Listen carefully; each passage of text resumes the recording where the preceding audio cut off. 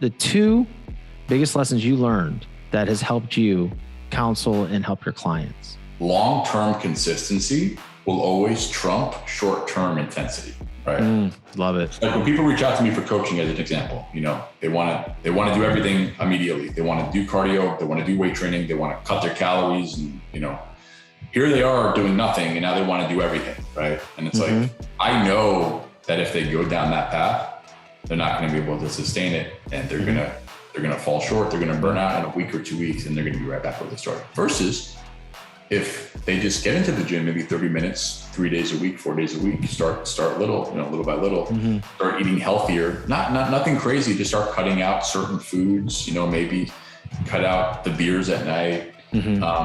Now we're building healthier habits to where they're going to get to the goal, in a much quicker way, instead of just trying to do it fast, but then keep continuously failing.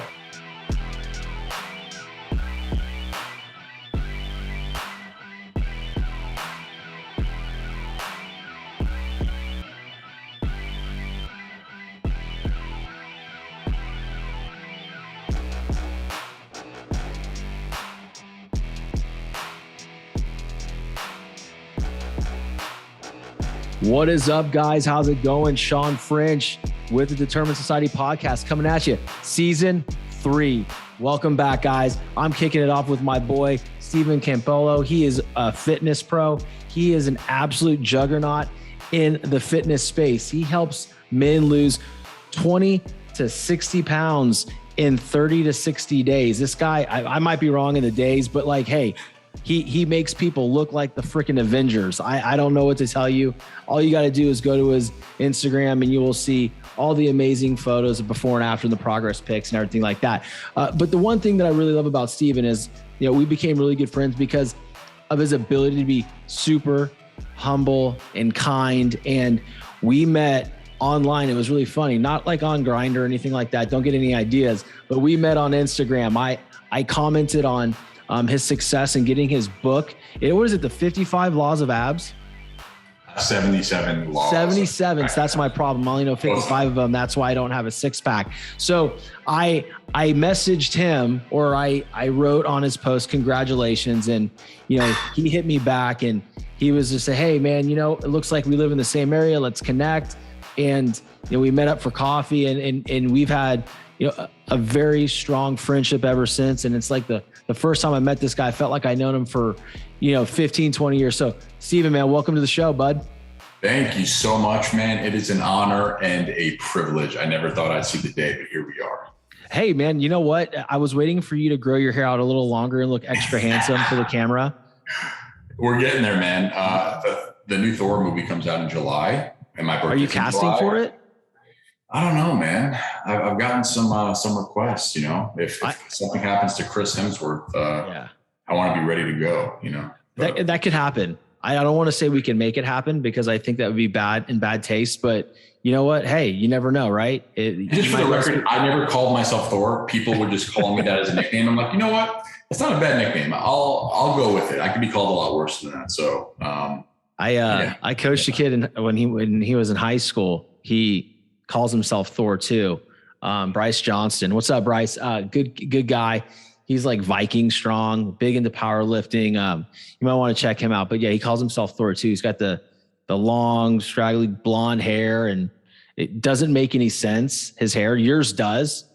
It looks like it's well manicured. What do you have in that right now? Is that like some pomade, or is that just you just get out of the shower? Did you shower for me? No, dude. I was a little smelly. I had to hop in there. Dude, just some good old water and coconut oil. Coconut oil. That's your secret. That's why you always smell so good. Yeah, man. I use quite a bit of lady products because all these ladies that help me with my hair, they're all telling me what to buy, and I spend freaking thousands of dollars on, shampoos and conditioners. I don't think really work, but hey, who knows? Hey man, that's pretty cool. Like, when you use all that coconut oil, do you have to count that in your macros? Nope. That's calorie free. Okay, cool. I buy the calorie free version. Awesome, man. Well, listen, dude, on my show, I'm very happy to have you. Obviously, I've been wanting to do this for a while. It's really kind of cool that our schedules kind of finally aligned. Before we get into the meat and potatoes of the actual show, I want to ask you some fun questions first. And I think I already know the answer. What is your favorite superhero? Oh gosh. I mean, freaking Thor. Why not go with Thor? Just because people say you look like him, or you are all in on Thor just in general. I just like the vibe, man. There's something, you walk around with a big hammer. Like he's from this alternate. That's the male dream. Walk around with a big hammer. Yeah, dude. Like let the hammer just, go. And he's just a badass guy. I don't know. He's pretty cool.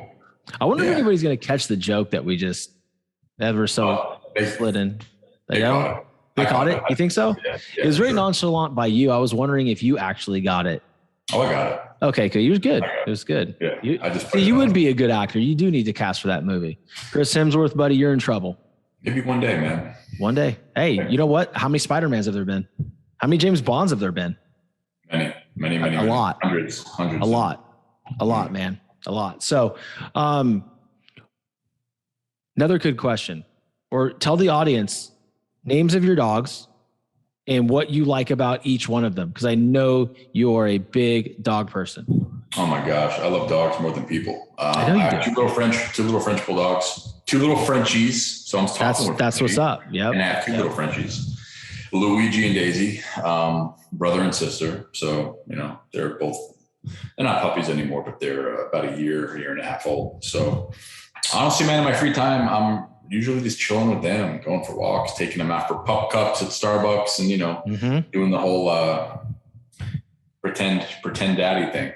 That's cool. It's not pretend. It's they're family members. You and your girlfriend, sure. You guys have, I don't want to say her name on air, obviously, but I know it for the record, obviously. But I think it's Christina. Is it Christina?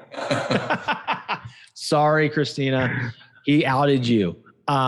She's a make-believe person. But he does have the two dogs. It's funny that you mentioned your dogs. I don't remember which one. Which is the one that you had to put on a diet? Oh, Daisy. Daisy's a little girl. Yeah, she she just puts on weight quick. I don't know. She looks like me. She looks like a little marshmallow, on toothpicks, Oh, poor thing. Did she ever hit a goal weight? What's that? She got there and then she regained it again. She struggles with her weight, which is a shame because I'm a fitness guy and I shouldn't allow it to happen, but it's happening. So I'm wondering why your skills don't translate to canines. Because I'm a pushover and she gives me those puppy eyes and she wants a treat. And gotcha. If I give Luigi a treat, I have to give her a treat. But I give her smaller, like smaller portions. Gotcha. So if I give Luigi a full size treat, I'll break off a piece and give it to her. Well, it's kind of like when I give my kids a dessert. Like Bobby will get a bigger piece, right? Yeah. Alina will get a little bit of smaller piece, and then Mia's looking at me like, "What the fuck is this?" Exactly. I was like, "Well, you're 3, so deal with it. At least you're getting something." Yeah.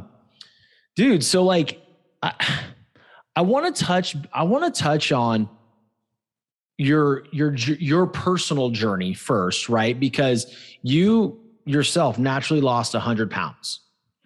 And I would love to know how you got here from there, growing the love for fitness through your own journey and what inspired you to take it a step further and bring it to the masses.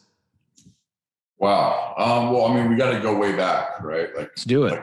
20 years back. Mm-hmm. So I'm in my mid 30s now. So we're talking about when I was 14, 15. Mm-hmm. I was fat for most of my childhood. When you're a kid, you don't really think about it, right? You're not thinking about girls. You just want to have fun. You play video games, hang out with your friends. You're not thinking about dating or sex or anything like that. So by the time I was thinking about sex at 13. Sorry. That's just, I'm a baseball player. I was a late bloomer, man. I really was. I didn't I didn't really come into my own until I was 15, 16 years old. I was a very naive child, maybe because it's how I was brought up, grew up in church. My parents were both, I don't know, it's just very, very, not vulnerable, but very, very innocent, if that makes sense. Right. Mm-hmm. So 14, 15 going into high school and, I was bullied in middle school, but again, it's I can kind of handle myself. Even though I got bullied, I was also want to fight back and be like, hey, if you call me fat, I'm going to punch you in the face. Right. So I was a fat kid with an attitude. Right. So love it. But of course it did bother me. Like it definitely made me insecure and made me, you know, like it got in my head. Right. So going to high school, I'm about 15 years old, and, you know, hormones start changing and things start happening. And, you know, there was a girl I liked, and I'm like, crap, I'm a fat guy. I got to do something about this. Like, this girl's not going to want to be with me. She wants to be with the other dude over there. So this was New Year's of, I believe, 2003 or 2004. I don't remember exactly, but I just decided, I'm like, all right, well, this is going to be the year I'm going to change. And I decided to change. So I started running, and this was up in New York. So I grew up in New York, where if you know, in the wintertime, it's, you know, freaking freezing. Yeah. It's not warm. Yeah. So January 1st, I was outside. I didn't know what to do. This is like pre-social media, pre-YouTube. There was no, you know, I don't even think there was Google back then, or if there was, I was unaware of it. So just started running. You know, I always watched the Rocky movies. So I'm like, all right, well, when Rocky gets ready for a fight, what does he do? He goes for a run. So I'm like, all right, heavy things, and he puts them down. Right. Yeah. So I'm going to go run. So every single night I would bundle up and I would run to the end of my block and back. And, you know, it was probably a quarter of a mile, if that. It wasn't that far, but at that time for me, it felt like it was 10 miles, right? I mean, I'd get halfway up the block, I'd be huffing and puffing, then I'd come back. And, you know, every night I would try to go a little bit further, you know, and then the runs would get longer and longer. And I lost a good amount of weight pretty quickly. But then, you know, I had another issue. I had a bunch of loose skin because I didn't build up any muscle under the fat, right? So that's what kind of led me to start weight training. So I started working out at home. Then I joined a gym, and I just became obsessed. Like, I have one of those personalities where either all in on something or I'm all out. There's really no in between with me, which I guess could be a blessing and a curse. Like, I have a very addictive personality. Thank God I've never been addicted to drugs or alcohol or anything like that. Yeah, don't try it. Yeah. But like when it comes to things like sports, you know, if I find something I really like I want to do it all the time. Right. And working out for me was one of those things where I started to see my body change. Every time I went to the gym, I would notice something a little different, maybe like a little vein or a little, you know, some muscle definition. And that's really all you need to keep you fired up and wanting to keep it going. So, I mean, that was 20 years ago, man. And here we are 20 years later, and I'm still as much in love with the process. And, you know, it's become such a big part of my life. Right. Now I want to jump in on something real quick, if you don't mind. Yeah. You said something very specific there that kind of tied in with the very beginning of your journey, the word process. Right. Yeah. You learn to be obsessed with the process. You love the process. So that's something that I think that I really want you to touch on, or I know I want you to touch on, because listeners, including myself, can get so married to the actual result, right? We need to detach from the result and fall in love with the process. So I loved how you said, hey, maybe it was just a quarter of a mile, but it was hard for me. But part of your process was going a little bit further, and you falling in love with that process. And here you are 20 years later, and you are so obsessed with the process. And I can speak on this because I know you very well. You are not a results guy. I mean, the results are going to come, but you are so dialed in on the process. It's actually impressive. And in some ways I can do that. In the gym, I don't have that ability, right? But in other things, like in sales, I can really get behind the process because I understand it more. So, dude, I know it was long-winded, but I really want you to dial in on that right now. Yeah. I mean, for me, like once you start falling in love with something, and you see the fruits of your labor being rewarded, like you want to keep it going, right? You want to work harder. You want to push more. Say, oh man, like if I got this far this quick, let's keep pushing more and see how much more progress I can make, right? And a lot of times too, I think what begins to happen is like your workout is working out on you more than you're working out on it, right? So what that means is like a lot of people, they go to work out to change their body and, get in better shape, lose weight. But that workout, like going through that process of the pain and the discomfort and the sweating and pushing and getting uncomfortable, like that's really changing a lot about you, your discipline, like, your business. Like you could literally apply that same exact process to all areas of your life. That's why for me, it's so important, even till today. Like the first thing I do, I wake up, I have coffee, I, maybe check messages, check in with clients, and then boom, I'm out the door to the gym. That's how I have to start my day, because it literally sets the tone for my entire day. Right. So it's a lot more than just, oh, I want to work out to look good. Of course, that's a great byproduct of working out, eating healthy. Yeah, you look good, you look good naked. However, like all the other benefits that come along with it, putting yourself in the right mental state, the right emotional state, having more confidence, right? I mean, if I can go kick my own ass in the gym for an hour in the morning, like no one's going to be able to kick my ass, in business or, throughout the day, or, there's always going to be something that's going to come up during the day. Right. And, as long as I get my workout in the morning, like it sets the tone for everything, so like, I'm just big on getting those wins every day. Right. And like, if I could have the crappiest day in the world, if I got my workout in the morning, at least I accomplished something that day. Right. Mm-hmm. So I'm just all about stacking wins and starting your day working out. Like that's a great way to just stack an easy win for the day. And then it puts you in the right place, moving forward. I love it, man, because, a lot of times where I talk to my clients, when I'm going through everything with them, it's like, listen, you are making commitments. You set a schedule the night before you go to bed, and you typically set an alarm. Some people set them, some people don't, right? Some people allow their bodies to naturally wake up, and God bless those people. Because for me, I need to be shot out of a can. I need to go, right? So I set it for 4 a.m.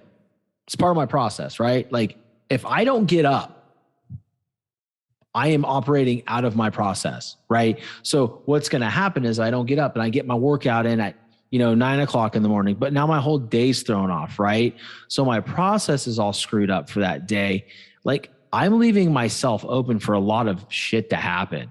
Yeah. Whereas if I'm operating in my process, in my standard, I am building not only mental fortitude, mental toughness, but I'm building grit and I'm building confidence, right? Yeah. And it spills over into everything in my life. When we know what we're supposed to put in our bodies and we know how we're supposed to train, you do those things. It's funny how much more well-spoken you are too. Yeah.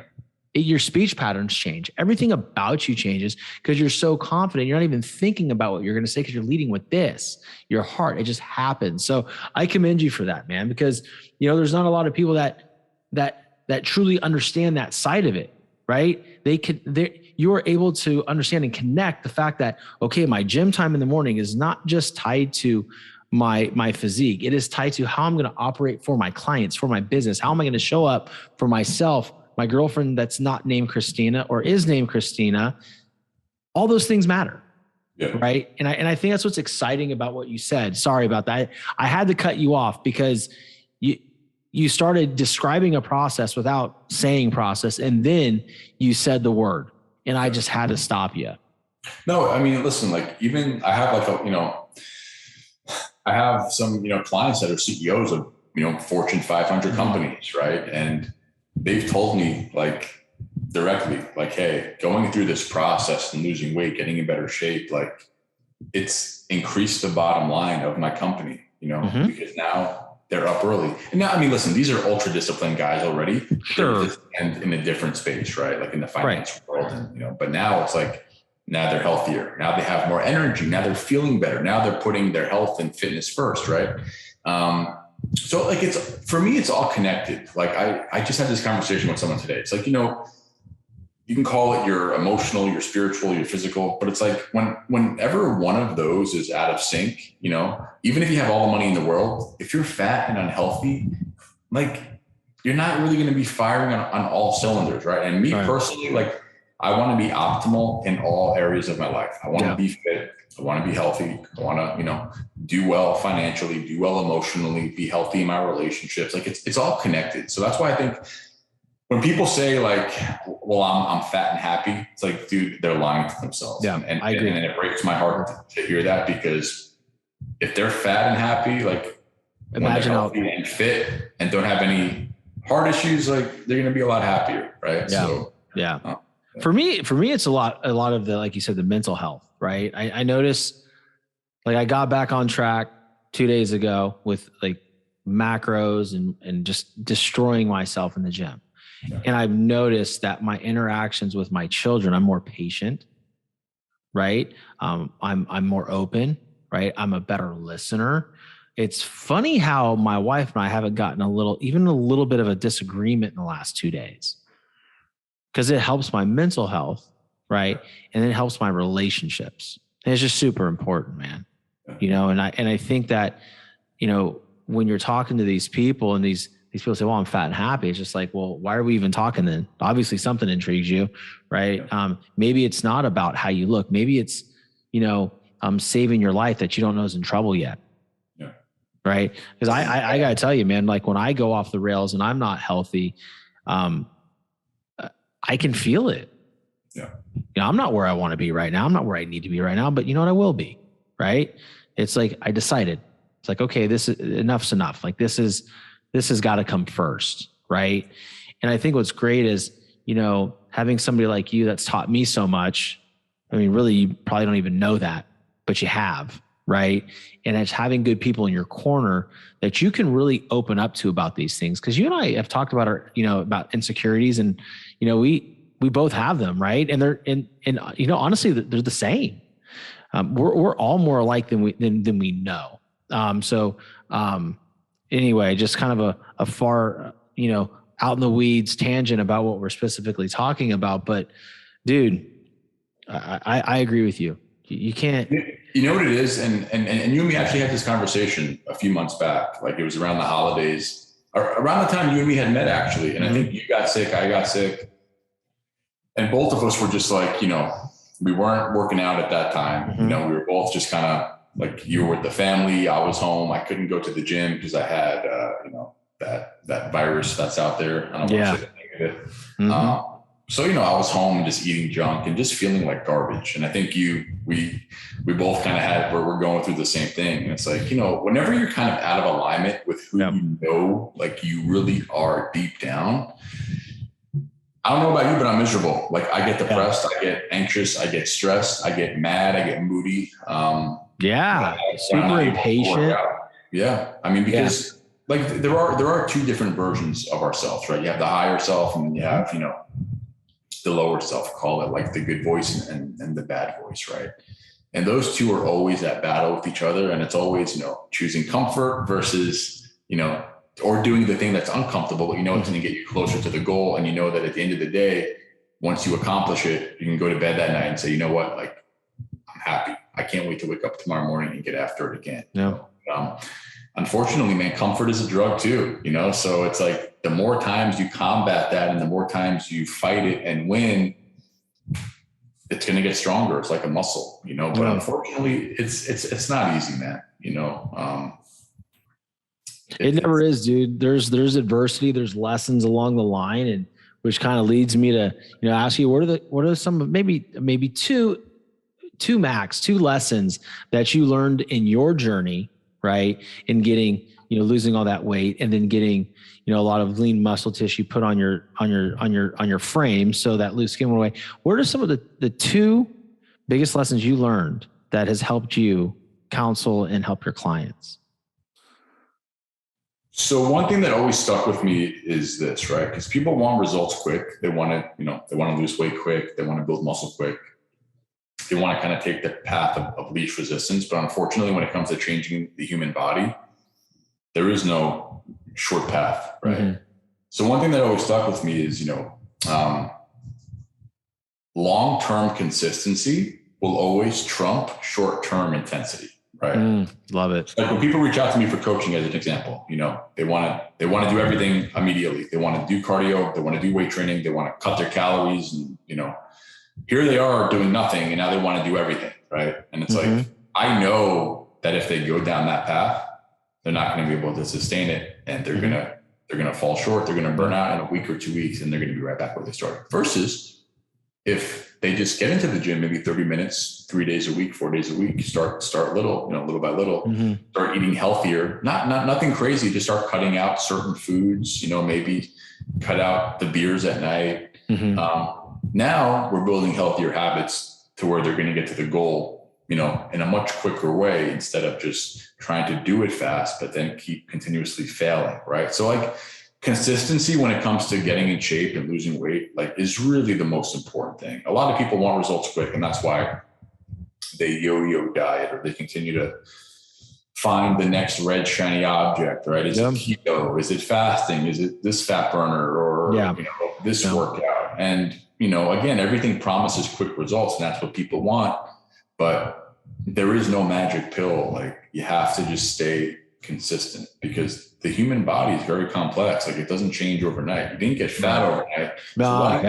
Weight overnight, right? Like as a fitness coach, sometimes I have to have that conversation with people and just, kind of be realistic with them, right? Like, you can't transform your body in a week or a month or even 3 months. Like, if you want to make a change, do it and look at it as a life, as a lifelong thing, right? So, consistency is the one thing you have to just go into it with that mindset. Like, I'm going to be consistent. I don't care how long it takes.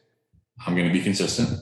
I'm going to take this one day at a time, right? Get my workout in one day at a time, eat healthy one day at a time, and just take things one day at a time, instead of looking forward and say, 2 months from now, I want to be at this weight, or 3 months from now, or, I want to be here. It's like, don't do that. Just focus on one day at a time. And I promise you'll wake up 3 months from now and you might be where you want to be. Right. So, but don't get discouraged, right? If you're not exactly where you want to be in 3 months, right? You might have this idea or this comparison, or you see this dude on Instagram or a fitness model, like, I want to look like that guy in 3 months. And the reality is, for somebody like me that, I didn't just not do what I was supposed to for 3 months. There was a time period in my life for like 3 or 4 years where I didn't do shit.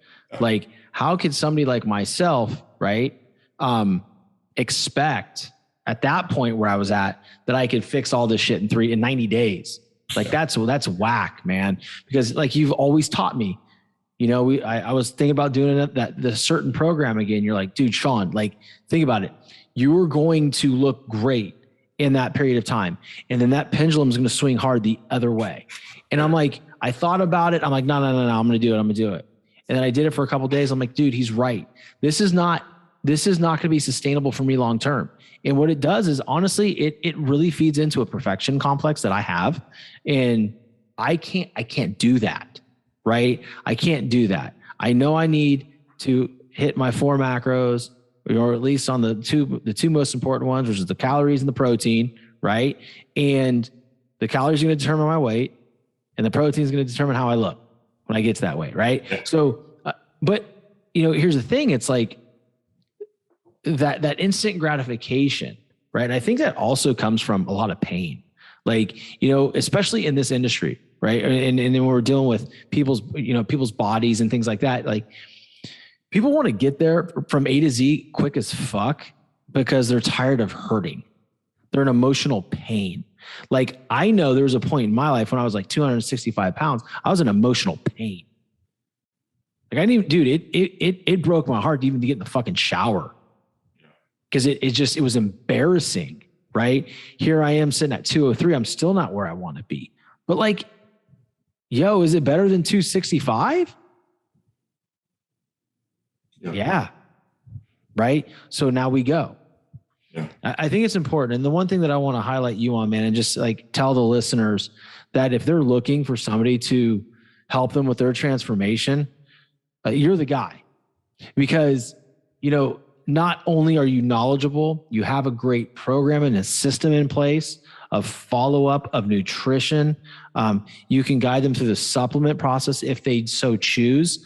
But I think the one thing that you possess more than any other fitness professional I've ever been around is empathy. Yeah. And to me, most trainers don't know what it's like to be fat. They don't know that struggle. You do. That's a big part of it. I mean, I had a conversation with someone today about this. They're like, hey, I found your Instagram page, and what I really liked about you was I feel like you were really like sympathetic and understood what it's like to be overweight, And I'm like, Yeah, I've been there. Like I know what it's like to be insecure and be afraid to take your shirt off or wear a t-shirt in the pool or at the beach, right? Like, Yeah. literally my biggest fear when I was younger, like I was terrified to take my shirt off because my birthday's in July, right? So my mom would always like have pool parties for me in the summertime, have all my friends over. And, she didn't know this, but deep down I was like so stressed and so like just anxious because I'm like, how am I going to take my shirt off? Everyone's going to make fun of me. I have, these freaking man tits down to my belly button, like, big stomach, love handles. And, I just like would wear a shirt in the pool. Like, oh yeah, I just don't want to get sunburned. Like, yeah, okay, dude. I've told that lie before. Why you're wearing a shirt, right? But yeah, again, sometimes in life, like the pain has to get so bad to where you're either going to make a change or you're going to stay in that pain, right? So that's what led me to make that change. But yeah, I think it's Tony Robbins. I think said that. I think it was maybe in a book that he wrote. Like, until you can tie emotional pain to something, there's no change. Yeah. For me, it was just, it's like this thing where I want to be able to go on family vacations and not worry about it. I want to be able to walk around this place with no shirt on, right? Yeah. Like choose when I want to wear a shirt. And the biggest thing is like when you're in good physical condition, man, you don't have to worry about what clothes you're going to wear. Sure. It's just like, everything fits. All right, cool. Sure. I'll wear that. I'm really good in it, So it helps you physically and helps you emotionally. So the only negative is we don't have a ton, all night to talk or all night. I would, right? And you would too, because you're my guy. But man, let me ask you, give me the biggest piece or the biggest piece of adversity that you have had to deal with in your journey, not just with yourself, but in your business. And how'd you overcome it?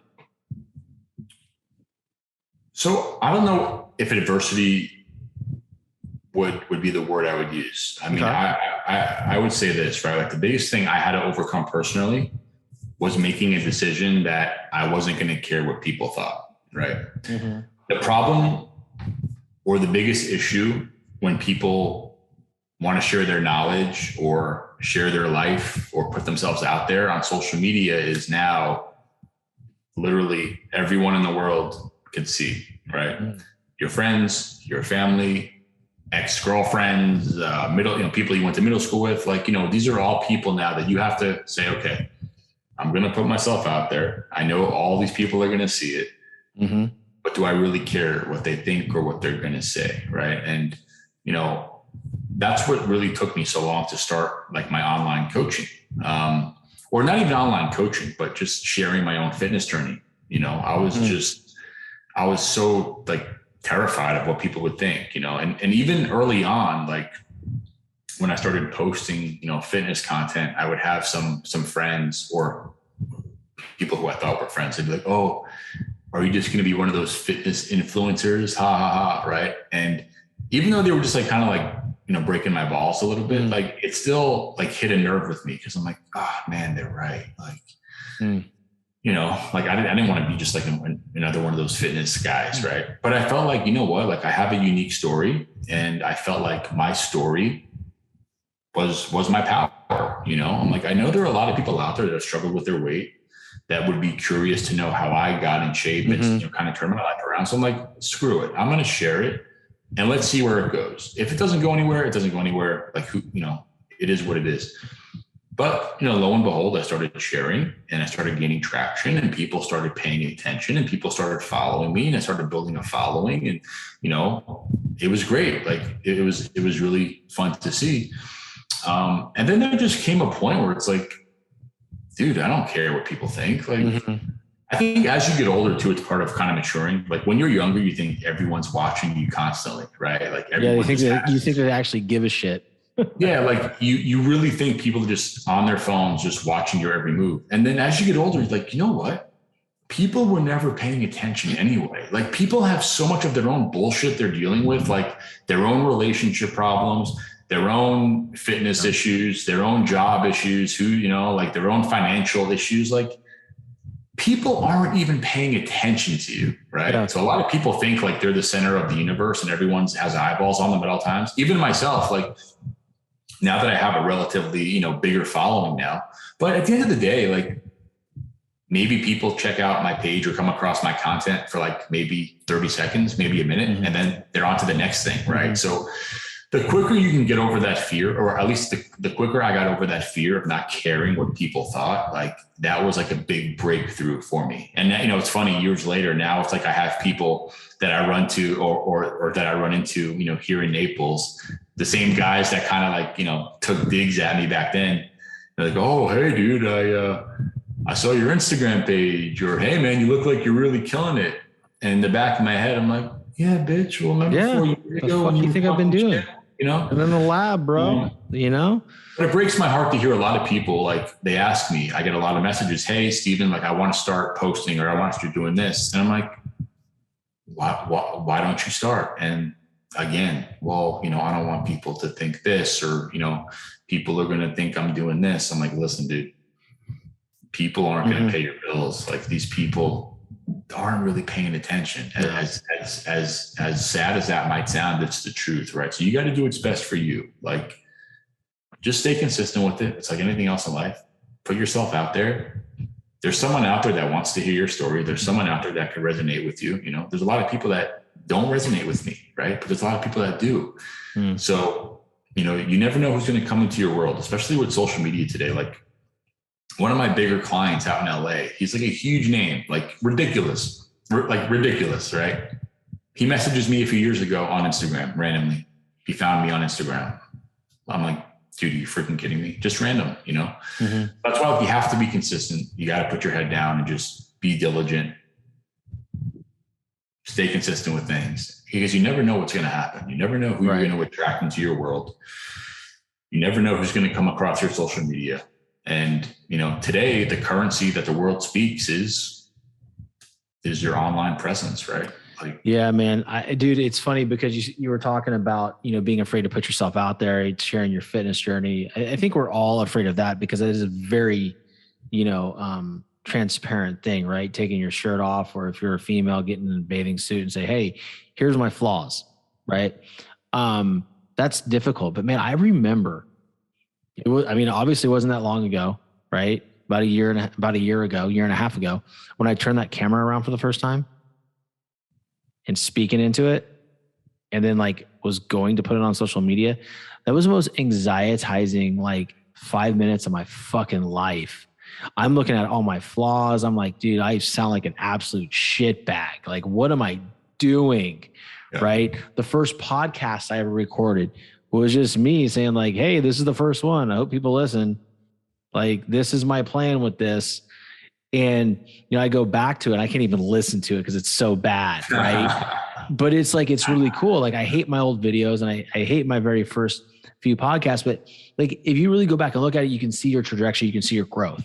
And once I realized, like, listen, I'm not going to be everybody's cup of tea. Like, people are going to hate me. People are going to come after me. Like, you know, in my DMs, whatever, you know, like my neighbors may talk shit. Like, fuck it, who cares? Right. Like, at the end of the day, like, I had to get super comfortable. And this is what I think you're talking about, is like, do you know, come be your authentic self, whatever that is, or whoever, you know, Steven is, be that guy. Put whatever you want out there in the world, because you have good intentions and your story is impactful and you can help people. But man, I got to tell you, dude, that was some fucking scary shit. Like, I was scared. Like, and there's still times where I put things out there and it's just like, what did I say on that episode? Like, what, I mean, like, this is probably going to piss some people off. But then I thought, like, well, fuck, I felt that way. Like, when I did the 2 episodes or the 3 episodes about, you know, youth sports and travel ball and all that bullshit, you know, 8-year-olds fucking throwing curveballs in the bullpen, 8U travel teams, 6U travel teams, save that shit. Be a kid, you know, and that's the adult's fault. But like, to your point, it's like, that's who I am. That's what I believe. That's what I'm going to say. Right. And it is, you know, I applaud you for encouraging people like that, because when people start doing things, I never judge. I watch, I'm like, oh, okay. So this person looks like they're, this is what they're trying to do. Right. Bro, I mean, the amount of people that turn their back on me when I started this shit would be the same people that are saying like, dude, all that French. Yeah. I used to know that guy. That's their biggest flex at that point. Yep. Same thing with you. Yep. Oh, I used to know Steven. Yeah. Back in the day. But do you know him now? Yeah. A lot of people, man, like, like early on, I remember like when I started sharing information, and like, I'm not a doctor, I'm not a PhD, but I have like 20 years of, I have my certifications, but I'm like, oh man, like, what if someone challenges me on this? And everyone's trying to take the guy down, right? Like everyone's trying to take shots, and in the beginning, like it would wreck me for days. Like so I would get one bad comment or or like some troll like sends me a message and it would literally destroy me. And now what a lot of people don't realize is like my posts that I post now that go viral, they go viral because, people are commenting on it and, a lot of the trolls come out and they start talking crap. Right. So what happens is these people are wasting their time trolling my content, but what they don't realize is they're actually pushing my content out there. And I'm getting a lot more eyeballs on my content. I'm getting more followers and more likes and all that stuff. Right. So in life, there's no such thing as having success and no hate along with it. Right. I mean, like one thing I've realized is like, oh, like it's funny because now I tell my girlfriend, I'm like, don't I don't delete any hate comments. I don't delete any because it actually helps me. It doesn't hurt me. It actually helps me more than it hurts me. Right. So, and listen, man, anytime you make a decision in life that you want to do something proactive and do something positive, like a lot of times it reminds people of their own insecurities or their own, lack of going after their goals or dreams too. Right. So in order to kind of fight that, it's like they come after the people they see, unfortunately, so yeah. I mean, shit, man. Like, when people come at you, it's never about you. It's some type of reflection on themselves. They're unhappy with themselves in some type of way. And something you posted or said in your post or your reel or a fucking story, whatever the hell it is, it triggered something, right? But it's never about you, right? It's about how they feel and their life experiences. But look, man, I want to land the plane here. A couple more questions. All right. Imagine we're sitting here in about a year. What are we celebrating? Ooh, that's a good question. I don't know, man. Like my goals and my, like what I really want has changed so much. I feel like every year, like it just changes. I mean, I just want to help more people, man. Like I feel super blessed that I get to do what I love, like for a living, being a full-time coach and helping people. And I just want to help more people. I want to build something great. If there's anyone out there that wants to lose weight and isn't sure where to start or like how to do it, like I want to be a resource for them, and like absolutely. I was hoping you'd say that Daisy would actually be at her goal weight. That's what I was hoping. I hope she is, man. We'll see. She has a few pounds to lose. I hope she gets there. Yeah, she will. But no, man, like, listen, the thing that I love about you is the same from the beginning of the episode to now is you're humble and you care about people and your sole focus is outward. You want to help individuals reach their goals. And I think that you're going to help thousands and thousands, hundreds of thousands of people in your lifetime, man. And, with that, I'll definitely be putting your Instagram handle into the show notes. But guys, if you're listening right now, and I have tons of listeners that, shoot me messages all the time, ask me questions about how do I stay motivated and how do I lean on people in order to keep chasing my dreams. And, I'm not a fitness model, but I'm a dad of 3, a husband, and I wake up every day and get after my life. Guys, Steven is the guy that's going to truly give a shit about your journey. He'll be there to talk to you, be there to help you along the process. If you're listening right now and you feel like you're a little bit, out of shape and you have a certain goal, then man, reach out to my guy.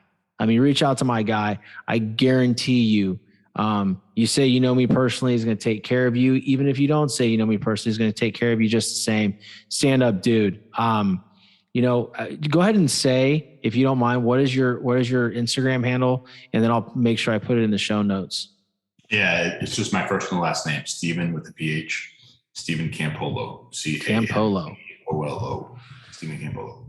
Get out my guy, y'all. Dude, I got to tell you, man, I had a blast, recording with you and be, finally getting to do this with you. I see you and I growing together in some capacity.